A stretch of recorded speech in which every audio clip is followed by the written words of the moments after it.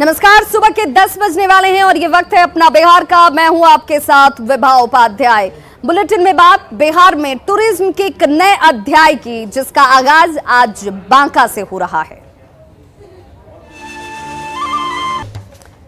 तो बांका में मंदार पर्वत पर आज रोपवे का उद्घाटन होने वाला है। मुख्यमंत्री नीतीश कुमार ये उद्घाटन करते हुए नजर आएंगे। आपको बताते चलें कि 377.36 मीटर लंबे इस रोपवे का निर्माण किया गया है और पर्यटन के लिहाज से बेहद महत्वपूर्ण कदम इस वक्त ये उठाया जाता हुआ।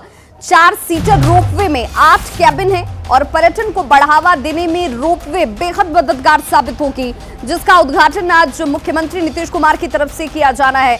आपको बताते चलें कि इस उद्घाटन के साथ ही मंदार पर्वत की खूबसूरती निहारने में अब आपको कम वक्त लगने वाला है, कम खर्च लगने वाला है, क्योंकि अब तक इस मंदार पर्वत पर पहुंचकर इसकी खूबसूरती, इसकी विहंगम छटा को देखने के लिए, इसके ऐतिहासिक और पौराणिक महत्व को महसूस करने के लिए, उन वादियों में पहुंचकर इसे जानने और समझने के लिए आपको खाट की सवारी करनी पड़ती थी। इसे आपको खाट की सवारी से जब पहुंचते थे और यहाँ पर पहुंचकर इसकी खूबसूरती को आप देखते होंगे तो वक्त ज्यादा लगता था, खर्च ज्यादा लगता था, लेकिन अब इस रोपवे के उद्घाटन के साथ आपके वक्त की बचत होगी, रुपयों की बचत होगी और साथ ही साथ पर्यटन के लिहाज से ये मंदार पर्वत तक अब ज्यादा टूरिस्ट पहुंच पाएंगे। यहाँ पर्यटन के लिहाज से लोगों को रोजगार के साधन मुहैया हो पाएंगे और ये 4 सीटर रोपवे जिसमें 8 कैबिन बनाए गए हैं, इसके जरिए लोग उस खूबसूरत मंदार पर्वत को नजदीक से निहार पाएंगे।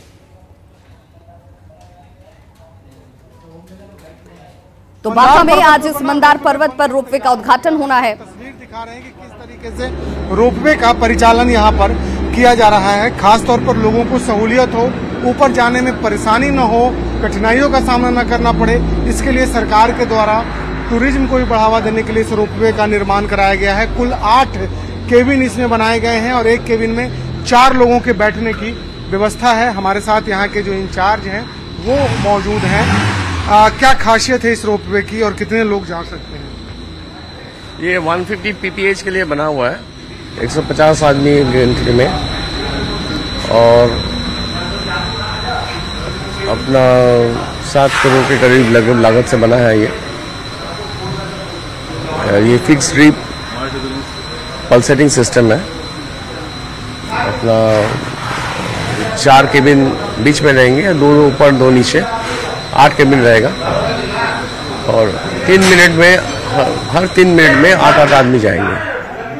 तो बिल्कुल हर 3 मिनट में 8 लोगों के जाने की व्यवस्था है और वाकई सरकार ने एक अच्छी पहल की है, क्योंकि यहाँ पर काफी संख्या में पर्यटक आते हैं, जो श्रद्धालु होते हैं वो आते हैं और उन लोगों को अब इस रोपवे के बन जाने से काफी सहूलियत होगी। कैमरा पर्सन दीपक के साथ शैलेंद्र, न्यूज़ 18 बांका।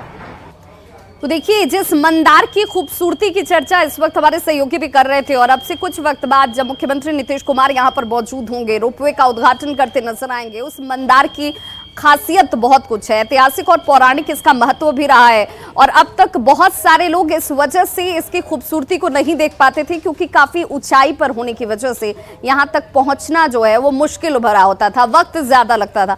हमारे सहयोगी शैलेंद्र इस वक्त बांका के उसी खूबसूरत मंदार पर्वत के पास मौजूद हैं, जहां से आज मुख्यमंत्री नीतीश कुमार इस रोपवे का उद्घाटन करेंगे। पर्यटन के लिहाज से ये उद्घाटन बेहद महत्वपूर्ण है। शैलेंद्र, हिंदू और जैन धर्म के लोगों के आस्था का एक बड़ा केंद्र है ये मंदार पर्वत। आज इस रोपवे के साथ पर्यटन के लिहाज से बहुत बड़े आयाम की शुरुआत के तौर पर इसे देखा जाए।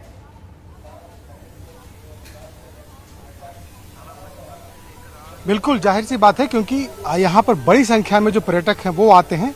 यहाँ की हम तस्वीर भी दिखाएंगे कि किस तरीके से यहाँ पर तैयारी की गई है आज के खास बनाने के लिए, क्योंकि मंदार पर्वत के बारे में कहा जाता है कि इस पर्वत का इस्तेमाल समुद्र मंथन में मथनी के तौर पर किया गया था देवताओं और दानवों के द्वारा। हम आगे की भी तस्वीर दिखाएंगे कि जहां पर मुख्यमंत्री नीतीश कुमार इस मंदार पर्वत पर नए रोपवे का उद्घाटन करने जा रहे हैं और सबसे बड़ी बात है कि इस तरीके के रोपवे बिहार में मात्र 2 ही हैं। एक राजगीर में निर्माण इस तरीके के रोपवे का कराया गया है और दूसरा आज ये मंदार पर्वत पर इसका उद्घाटन किया जाना है। बड़ी संख्या में लोगों को पहाड़ के ऊपर जाना होता है, लेकिन ऊंचाई के वजह से वो कई बार नहीं जा पाते हैं, 2 से 3 घंटे का वक्त लगता है, लेकिन अब महज 3 मिनट में ही लोग ऊपर पहुंच सकते हैं। सरकार ने इसके लिए व्यवस्था की है, पर्यटकों को आसानी हो, सुविधा हो, उन्हें बड़ी संख्या में लोग आए, क्योंकि यहाँ पर कई 3 धर्मों का संगम भी इसे कहा जाता है। बड़ी संख्या में हर साल लोग यहाँ पर आते हैं और थोड़े ही देर के बाद मुख्यमंत्री नीतीश कुमार यहाँ पर पहुंचेंगे, जब इस रोपवे का विधिवत उद्घाटन किया जाएगा। यहाँ पर तमाम जो तैयारियां हैं वो इसका उद्घाटन जो है औपचारिक तरीके से और विधिवत तरीके से करते हुए नजर आएंगे। वो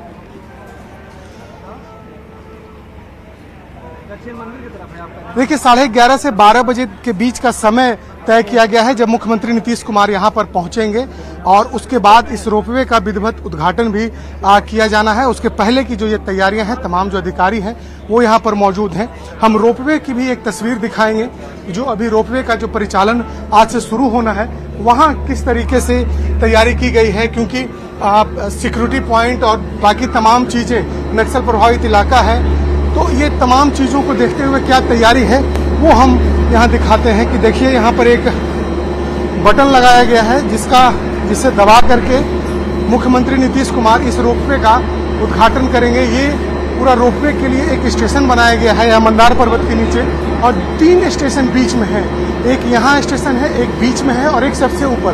3 स्टेशन बनाया गया है और कुछ देर के बाद जब मुख्यमंत्री नीतीश कुमार यहाँ आएंगे तो वो इसका उद्घाटन करेंगे। और बड़ा ही सुंदर नज़ारा है, यदि हम कहें तो दिखा सकते हैं। हम अपने कैमरा पर्सन से कहेंगे कि वो दिखाएं इस खूबसूरत नज़ारे को, कि किस तरीके से इस मंदार पर्वत पर जाने के लिए इस रोपवे का निर्माण कराया गया है। और आज से यह रोपवे आम लोगों के लिए शुरू कर दिया जाएगा।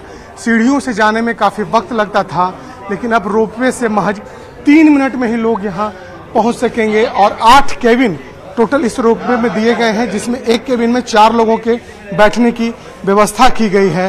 साथ ही साथ यहाँ कई धर्मों के लोग आते हैं, बड़ी संख्या में जो श्रद्धालु हैं, पर्यटक हैं, वो यहाँ आते हैं। उसे और बढ़ावा दिया जाए, क्योंकि सरकार की तरफ से हमेशा कहा जा रहा है कि पर्यटक स्थलों को बिहार में जो भी हैं उन्हें बढ़ावा दिया जाएगा। और उसी कड़ी में आज मुख्यमंत्री नीतीश कुमार यहाँ रोपवे का उद्घाटन करेंगे, ताकि यहाँ पर आने वाले लोगों को सहूलियत हो सके, लोग आसानी से मंदार पर्वत पर जा सकें। और मंदार पर्वत की यदि हम बात करते हैं तो कई पौराणिक कथाएं मंदार पर्वत से है। यह भी कहा जाता है कि भगवान विष्णु का यहाँ वास है। तो दूसरी ओर इस पर्वत का समुद्र मंथन में इस्तेमाल किया गया था, और यह भी देखा गया है कि समुद्र मंथन से जुड़ी जो बातें हैं, जो उस समय किस तरीके से समुद्र मंथन हुआ था, उसका निशान भी इस पर्वत पर जो जानकार हैं वो पौराणिक कथाओं के अनुसार बताते हैं। तो बेहद खास है मंदार पर्वत, जिसका बिल्कुल अब उन कथाओं को किताबों से निकलकर आप नजदीक से जान सकते हैं, महसूस कर सकते हैं, देख सकते हैं। और इसीलिए इस दृष्टिकोण से भी विकास को रफ्तार देने के लिए, पर्यटन के दृष्टिकोण से ये बेहद महत्वपूर्ण कदम इस वक्त रोपवे के जरिए मुख्यमंत्री नीतीश कुमार की तरफ से उठाया जाएगा। वक्त 11 से लेकर 12:30 बजे के आसपास का बताया जा रहा है, जब यहाँ पर मुख्यमंत्री की मौजूदगी होगी। आप इस पर नजर बनाए रखिए। शैलेंद्र, एक बार फिर से आपसे जुड़ेंगे और इसकी खूबसूरती भी दिखाएंगे और कैसे ये विकास को रफ्तार देगी ये भी बताएंगे। बहुत बहुत शुक्रिया आपका तमाम जानकारी के लिए। तो राजगीर की बात करें तो ऐसी ऐतिहासिक जरासंध अखाड़ा देखने वाले टूरिस्ट अब परेशान हो चुके हैं। उनकी परेशानी की वजह हम आपको बताते चले, अखाड़ा तक पहुंचने वाले रास्ते पर बैरिकेडिंग कर दी गई है। वन विभाग के अधिकारियों ने सोन भंडार के पास बैरिकेडिंग कर दी है, जिससे लोग अब नेचर सफारी की तरफ नहीं जा पाएंगे। लोगों का यह भी कहना है कि अपने अपने वाहनों से वो बच्चों के साथ, महिलाओं के साथ, बुजुर्गों के साथ बड़ी आसानी से पर्यटक स्थल तक पहुंच पाते थे, उन्हें परेशानी नहीं होती थी। लेकिन अब इस बैरिकेडिंग की वजह से 1 किलोमीटर से ज्यादा की दूरी अब उन्हें पैदल तय करनी पड़ेगी। यानी कि वृद्ध लोगों के लिए, बुजुर्गों के लिए जरूर परेशानी की बात है। पर्यटकों ने इसे खोलने की मांग की है। देखते हैं संवाददाता अभिषेक कुमार की रिपोर्ट। अभी मौजूद हैं नालंदा जिले के अंतर्राष्ट्रीय पर्यटन स्थल राजगीर में, जहां हम देख सकते हैं कि अभी जरासंध अखाड़ा पर पहुंचे हैं। और यहां पर आने के लिए वाहनों की यहाँ लंबी कतार रहती थी पूर्व में, लेकिन इस इधर जिस तरह से नेचर सफारी के नाम पर यहाँ पर वाहनों का आवागमन पहले ही रोक दी गई है। और ख़ास करके 1.5 से 2 किलोमीटर की दूरी पर यहाँ जो है पैदल चलना पड़ता है, जिससे स्थानीय साथ साथ पर्यटकों में काफ़ी रोष है। आप देख सकते हैं ये जरासंध अखाड़ा है और यहाँ खास करके सोन भंडार के पास से यहाँ तक पहुँचने के लिए 1 किलोमीटर की दूरी तय करनी पड़ती है और ये दूरी पैदल चलना पड़ता है। लोग पहले यहाँ वाहनों तक छोटे छोटे बच्चों को लेकर पहुँचते थे, लेकिन जिस तरह से रोकी जा रही है उससे छोटे छोटे बच्चों को लेकर लोग नहीं पहुँच पा रहे हैं। वो सोन भंडार तक गाड़ी रोक दिया गया, पैदल वहाँ से आना पड़ा। बच्चे छोटे छोटे उसको वहीं छोड़ दिए और काफ़ी धूप है, धूप में परेशानी होती है, तो वाहन आने के लिए नहीं दिया। कितना दूरी तय करना पड़ता? 1 किलोमीटर के लमसम। और हम लोग को काफ़ी परेशानी हुई है, जो कि 1 से 1.5 किलोमीटर हम लोग पैदल आने जाना पड़ रहा है। तो मतलब पैदल चलना पड़ रहा है? जी जी। तो क्या क्या कर रोका जा रहा है? वो बोला जा रहा है कि यहाँ ऑर्डर है सरकार का, जो है जो नियम है वो करिए, अन्यथा आप घूम के चले जाइए। तो जैसा देख सकते हैं कि इन पर्यटकों का साफ कहना है कि हम लोग पूरे फैमिली के साथ यहाँ पर पहुँचे थे जरासंध अखाड़ा देखने के लिए, लेकिन जिस तरह से हम तो खुद यहाँ पर पहुँच गए हैं, लेकिन मेरी फैमिली है जो सभी के सभी वहीं पर रुके हुए हैं। एक तरह से कहा जाए तो पर्यटकों में भी काफ़ी परेशानी हो रही है। जिला प्रशासन और सरकार को इस मामले में ध्यान देनी चाहिए। नालंदा से न्यूज़ 18 के लिए अभिषेक कुमार। दिल्ली में गिरफ्तार आईएसआई एजेंट के खुलासे के बाद आरपीएफ ने अलर्ट जारी कर दिया है। गिरफ्त में आए एजेंट ने यह खुलासा किया है कि पाकिस्तानी खुफिया एजेंसी आईएसआई के निशाने पर रेल पुल और ट्रैक हैं, जिसे आरडीएक्स विस्फोट कर उड़ाने की लोगों ने प्लानिंग की हुई है। इस खुलासे के बाद जारी अलर्ट पर अब पटना जंक्शन पर सुरक्षा को चाक चौबंद कर दिया गया है। लेकिन चाक चौबंद ये व्यवस्था कैसी है, इसकी तस्वीरें जरा देख लीजिए। इसे चाक चौबंद नहीं कहा जा सकता है। रेल यात्रियों की माने तो यहाँ किसी भी तरह की हलचल नजर नहीं आ रही। अलर्ट जरूर जारी है, लेकिन जो सुरक्षा होनी चाहिए वो नदारद दिखती है। सुरक्षा और जांच के नाम पर यहाँ कुछ भी नहीं किया जा रहा है। संवाददाता अमित कुमार की रिपोर्ट देखिए। भारतीय रेल एक बार फिर से आईएसआई के निशाने पर है और इस बात का खुलासा जो है दिल्ली में गिरफ्तार आईएसआई के 2 संदिग्ध आतंकियों के द्वारा किया गया है। इसके देखते हुए आरपीएफ ने यानी कि रेलवे सुरक्षा बल ने अलर्ट जारी किया है और बिहार के 13 जिले जो हैं वहां पे अलर्ट जारी किया गया है। हम दिखाना चाहेंगे, ये पटना जंक्शन की तस्वीर है और यहाँ देख सकते हैं कि ये एंट्री गेट है, मुख्य प्रवेश द्वार। यहाँ पे किसी तरह के कोई मेटल डिटेक्टर गेट या कोई डोर नहीं लगाया गया है। जो पुलिस है वो भी कुर्सी पे आराम फरमा रहे हैं। लोगों से फौरी तौर पे पूछताछ कहा जाए तो खानापूर्ति के तौर पे ये कर ले रहे हैं कुर्सी पे बैठे बैठे, और यहाँ लोग बड़े ही आसानी से आ जा रहे हैं। कोई पूछने वाला, कोई जांचने वाला, कोई यह जानने वाला नहीं है कि कौन कहाँ से आ रहा है। संदिग्ध वस्तु, व्यक्ति, किसी भी तरह की कोई जांच इस पटना जंक्शन प्लेटफॉर्म संख्या 1 से की बात करें या 10 तक की बात करें, सभी जगह एक सी तस्वीर देखने को मिल रही है। देखिए ये जो लोग हैं ट्रेन में यात्रा कर रहे हैं, तो इन यात्रियों से भी हम जानते हैं। भैया ये बताइए कहाँ से आ रहे हैं? हम चंद्रापुर से जी। कहीं कोई रेल में जांच वगैरह कुछ मिली आपको जांच करते हुए? जी नहीं, नहीं। सिंधु कुमार शर्मा। आप कहाँ से आ रहे हैं? दानापुर से आ रहे हैं, राजेंद्र नगर जाना है। ये बताइए कि कहीं इस बीच कोई जांच किस चीज़ का जांच? कोविड की कोई जांच नहीं हुई। कोविड नहीं, ऐसे सुरक्षा सामान की कोई जांच वगैरह नहीं, अब ऐसा कुछ नहीं हुआ। आपको नजर आई है? नहीं। विनय हैं, ये बता रहे हैं कि कहीं कोई जांच नहीं है। देखिए और भी जो लोग हैं यहाँ पे बड़ी संख्या में यात्री जो है रोज यात्रा करते हैं और इसी तरह से यात्रा करते हैं। कहीं कोई जांच जो है वो नहीं की जा रही है। कहा जाए तो सिर्फ अलर्ट जारी करके रेलवे सुरक्षा बल ने अपनी जो है ड्यूटी वो पूरी कर ली है और यहाँ यात्री जो हैं वो इसी तरह से जैसे रोजाना आए दिन अपनी यात्रा तय करते हैं, आज भी यात्रा कर रहे हैं। कहीं कोई जांच पड़ताल नहीं की जा रही है, जो कहीं ना कहीं एक बड़ी लापरवाही है। ऐसे वक्त में जब आईएसआई के 2 संदिग्धों ने ये खुलासा किया है कि आईएसआई जो है वो पुल पुलिया और जो भीड़ भाड़ वाले इलाके हैं वहाँ पे आरडीएक्स लगा करके विस्फोट कर सकता है, तो सच समझा जा सकता है कि सिर्फ एक अलर्ट जारी करके आरपीएफ ने खानापूर्ति कर दी। जांच के नाम पर जांच की तरफ जो है वो कोई कार्रवाई होती नजर नहीं आ रही है। कैमरा पर्सन अजय दुबे के साथ अमित कुमार, न्यूज़ 18 पटना। बेगूसराय में पुलिस को बड़ी सफलता हाथ लगी है। गुप्त सूचना के आधार पर छापेमारी कर पुलिस ने एक AK-47 राइफल के साथ 2 मैगजीन, 200 कारतूस और करीब 4.5 लाख रुपए कैश बरामद किए हैं। मौके से पुलिस ने 2 बदमाशों को भी धर दबोचा है। बताया जा रहा है कि पुलिस को यह खबर मिली थी कि कपस्या चौक पर कुछ बदमाश हथियारों के साथ मौजूद हैं और इसी सूचना पर पुलिस कपस्या चौक पहुंचती है। गाची पासवान नाम के अपराधी को गिरफ्तार किया जाता है। गाची पासवान की निशानदेही पर पुलिस ने कपस्या में ही बंटी सिंह के घर छापेमारी की और जिसमें ये तमाम चीजों की बरामदगी हुई है। पुलिस ने AK-47 कारतूस और 4.5 लाख रुपए नकद बरामद किए हैं। फिलहाल पुलिस गिरफ्त में आए दोनों बदमाशों से इस वक्त पूछताछ की जा रही है और एसपी प्रेस कॉन्फ्रेंस कर हो सकता है कि इस पूरे मामले का खुलासा करें कि अपराधियों का मंसूबा आखिर क्या था।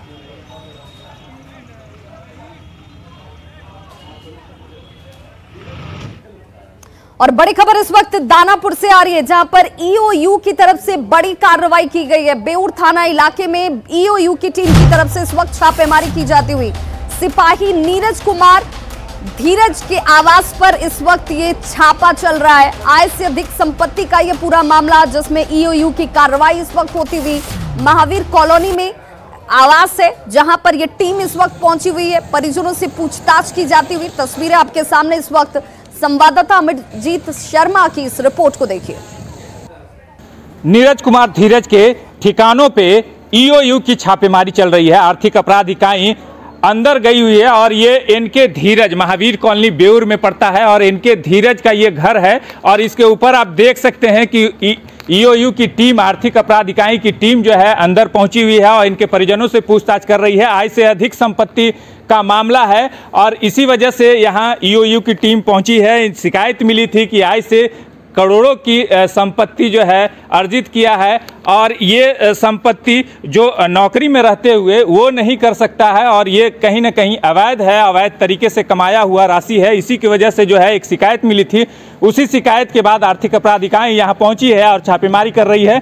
9 ठिकानों पे जो मुजफ्फरपुर के रहने वाले हैं नीरज कुमार धीरज और इनको जो है मुजफ्फरपुर के ठिकानों पे छापेमारी की जा रही है और इनके साथ साथ कई एक जो है ठिकानों पे छापेमारी की जा रही है। मुख्य रूप से जो है इनके धीरज यहीं पे रहते हैं और यहीं पे छापेमारी जारी है। अभी भी जो है आप देख सकते हैं पुलिस बल भी मौजूद है और ईओयू की टीम भी मौजूद है, आर्थिक अपराध इकाई की टीम भी मौजूद है। सभी छापेमारी के बाद जो है घर के सदस्यों से पूछताछ की जा रही है और घर में जो है काफ़ी जो है कीमती सामानें मिली हैं और ये जो है कयास लगाए जा रहे हैं कि और भी जो है इनके पास संपत्ति है, करोड़ों की संपत्ति है। परिजनों के नाम से भी इन्होंने जो है संपत्ति को अर्जित किया है। एक सिपाही होते हुए करोड़ों की संपत्ति मिलना ये आर्थिक आपराधिक इकाई को जो है नजर गई है शिकायत के बाद और उसी के बाद जो है ये छापेमारी की जा रही है। इस छापेमारी में करोड़ों की संपत्ति मिली है और इस मकान को भी आप देख के अंदाज़ा लगा सकते हैं कि ये करोड़ों की संपत्ति है। जो महावीर कॉलोनी का जो है सड़क है, उस सड़क के किनारे जो है ये मकान है और इससे जो है ये अंदाज़ा लगा सकते हैं कि यहाँ पर जो है इसकी कीमत जो है करोड़ों में है और इसकी जो बनावट है वो भी आप देख सकते हैं कि एक सिपाही होते हुए इसकी बनावट किस कदर है और इसी की वजह से जो है शिकायत मिली थी और करोड़ों की संपत्ति का पता चला था और उसी के बाद छापेमारी की जा रही है। बहुत सारे जो किताब हैं और खास करके जो इनका जो है पासबुक है सभी को जब्त किया गया है और कहाँ कितना जो है पैसा रखा इन्होंने उसका पता किया जा रहा है। परिजनों से पूछताछ की जा रही है, उनके नाम से भी कई एक खाते मिले हैं। दानापुर के बेउर से न्यूज़ 18 के लिए अमरजीत शर्मा। सहरसा के बनगांव थाना क्षेत्र के रहुआ मणि गांव में भीषण आग लग गई। आग एक कबाड़ की दुकान में लग गई और आग की लपटें इतनी तेज थी कि आसपास की दुकानों में अफरा तफरी मच जाती है। फायर ब्रिगेड के पहुंचने से पहले स्थानीय लोगों ने आग बुझाने की कोशिश की, लेकिन आग इतनी तेज थी कि लोग आग पर काबू नहीं पा सके। सूचना के बाद 2 घंटे के बाद फायर ब्रिगेड की टीम यहां पर पहुंचती है। इससे लेकर भी लोगों में नाराजगी थी। हालांकि बाद में आग पर काबू पाया लग गया। तब तक जब तक आग पर काबू पाया जाता, दुकान में रखे हुए तमाम सामान जलकर खाक हो चुके थे। शॉर्ट सर्किट से आग लगने की आशंका जाहिर की जा रही है। और अब बात वैशाली के नाबालिग हत्याकांड की, जिसमें अब तक 4 लोग गिरफ्त में आ चुके हैं।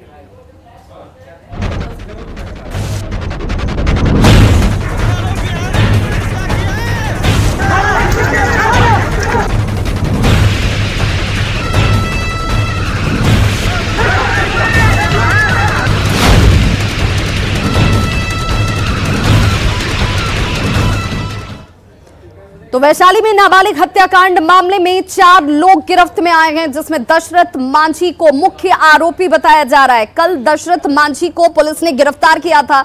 इस शख्स की गिरफ्तारी के बाद बाकी 3 लोगों की गिरफ्तारी संभव हुई है। गिरफ्त में आए आरोपियों में एक महिला भी शामिल बताई जा रही है। बताया जा रहा है कि पहचान छिपाने के लिए नाबालिग की हत्या कर दी जाती है। आज इस पूरे मामले पर पुलिस खुलासा कर सकती है। दशरथ मांझी जो मुख्य आरोपी है वो पहले गिरफ्त में आया, जिसे कल पुलिस ने गिरफ्तार किया था। संदेह के आधार पर पूछताछ की गई, डिटेन किया गया और उसके बाद 3 और सहयोगियों को गिरफ्त में लिया गया है।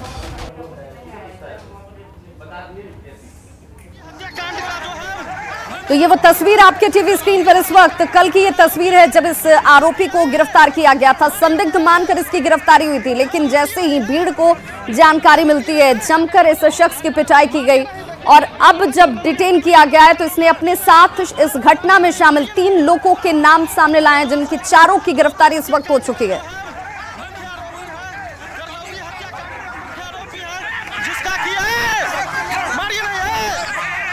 तो ये वो शख्स जो भीड़ के हाथों पिट रहा है, ये वो मुख्य आरोपी जिसे बताया जा रहा है।